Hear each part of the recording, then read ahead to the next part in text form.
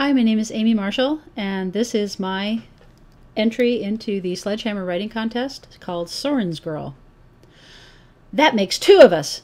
His expression hardened, and it was easy to pick out the lines that had only lately thawed around his eyes. I deal with dogs! He thumped the lavender pages with the backs of his fingers. He shook them at me. You're not welcome! I never thought I was. Welcome, that is. My mother had written the missive on lavender paper. It's soothing, she had said, briskly straightening the pages, creasing them and sliding them into the envelope. I watched her turn it over. Soren Jacobi. She had written his name on the front. Lavender is soothing. I'd said nothing. It might as well have been a red flag in front of this bull of a man, my father. I'd shown up on his doorstep, Mother's lavender note in my hand. It sounds so easy to say, well, I just showed up on his doorstep. Except his doorstep was miles from anywhere, really. I didn't have a car. No buses ran that remotely. I had taken a bush plane and then walked and walked and walked. So, you're Soren's girl. The pilot's name was Josh. I suppose his name still is Josh. Nice smile, bright eyes. Had I been unfocused, I'd have thought him dreamy. But the sound of my dad's name had made his tourist-winning smile falter. Sure, he had said. I can give you direction to his place. His hand was braced on the wing support of his plane, and he turned to reach inside the cabin. I had assumed he was going for a pen. Got a compass? He loaned me one. Just in case. You know how to use one, right? I held it on the flat of my palm.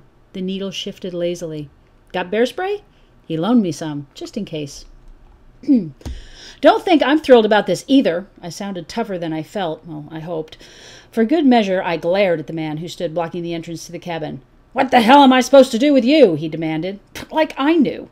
I stood my ground. I think I crossed my arms to make a point. Of course, just what point I couldn't have imagined.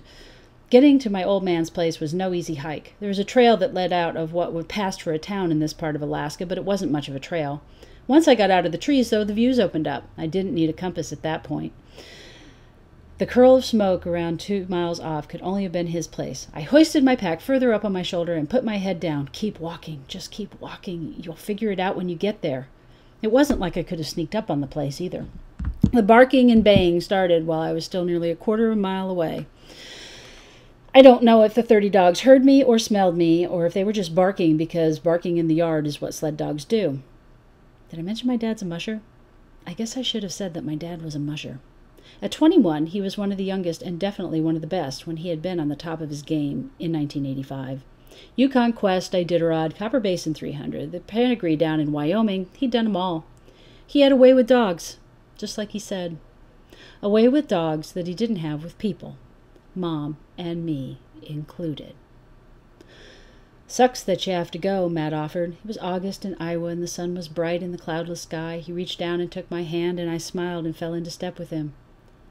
I'm trying to think of it like an adventure.